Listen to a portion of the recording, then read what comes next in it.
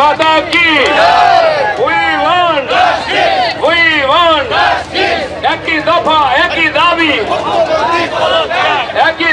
एक ही दफा পিতামাতা হওয়া এখনো কি স্বপ্ন? অ্যাপোলো ফার্টিলিটির সাথে আপনার পিতামাতা হওয়ার স্বপ্ন পূরণ করুন। বিনামূল্যে পরামর্শের জন্য কল করুন 9953922843। লক্ষ্মী ভান্ডার ফিরিয়ে নাও, আমার বোনকে ফেরত দাও। লক্ষ্মী ভান্ডার ফিরিয়ে নাও, লক্ষ্মী ভান্ডার ফিরিয়ে নাও, লক্ষ্মী ভান্ডার ফিরিয়ে নাও। বন্ধুগণ, আজকের এই যে মহা মিছিল, এই শান্তিপূর্ণ মিছিল কোনো লড়াই ঝগড়া বা পুলিশের সঙ্গে মারামারি করার জন্য আমরা বেরোইনি।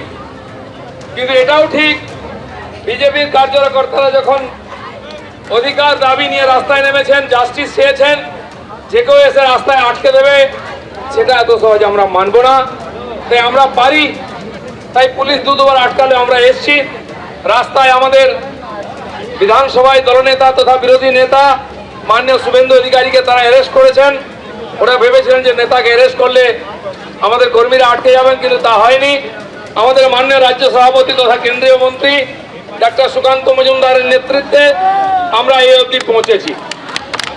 আমাদের উদ্দেশ্য ছিল স্বাস্থ্য ভবন ঘেরাও করা। ঘেরাও করার উদ্দেশ্য ভাঙাভাঙি নয়, কিন্তু আমাদের কাজটা আমাদের পুলিশ বন্ধুরা করে দিয়েছেন। তারা পুরো সেক্টর 5 কে ঘেরাও করে দিয়েছেন, সেই জন্য তাদেরকে ধন্যবাদ।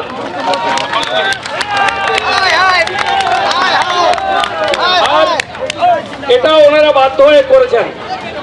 আমরা জানি এই আন্দোলনে পশ্চিমবাংলার 10 কোটি জনতার সমর্থন আছে, নৈতিক সমর্থন আছে, তার মধ্যে পুলিশ কর্মচারীদেরও আছে।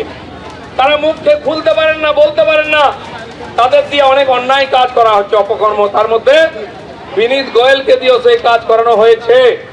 তিনি একজন আইপিএস অফিসার, আইন জানা সত্ত্বেও লোককে বিভ্রান্ত করে ভুল তথ্য দিয়েছেন, কারণ তিনি একজন কর্মচারী, তিনি ডিসিপ্লিন একজন পুলিশ, তাই উপরের নির্দেশ এটা করতে বাধ্য হয়েছেন, আমরা জানি। কিন্তু এটাও ঠিক, পুলিশ হোক, সরকারি কর্মচারী হোক, রাজনৈতিক নেতা হোক, আমরা সবাই সমাজের কাছে দায়বদ্ধ। তাই আজকে আমরা রাস্তায় নেমেছি। এই আন্দোলন জনতার আন্দোলন, এই আন্দোলন সাধারণ মানুষের আন্দোলন, তারাই চালাচ্ছেন। কিন্তু বিরোধী পার্টি হিসাবে আমরা তাদের সঙ্গে সম্পূর্ণ আছি। তাদেরকে আটকাতে গেলে বিজেপি সামনে আসবে। যতদিন তারা আন্দোলন করছেন, এখানে সল্টলেকেতে ফুটবল প্রেমীরা যারা স্টেডিয়ামের ভিতরে বসে খেলা দেখার কথা, তারা আন্দোলন করেছেন, পুলিশ লাঠি চালিয়েছে। কালকে বাংলার একজন বরিষ্ঠ নেতা আব্দুল মান্নানকেও লাঠি খেয়েছেন, তিনি প্রায় রাজনীতি থেকে অবসর নিয়েছেন। আজকেও কয়েকজন কর্মীকে লাঠি পেটা হয়েছে, নাক দিয়ে রক্ত পড়ছে।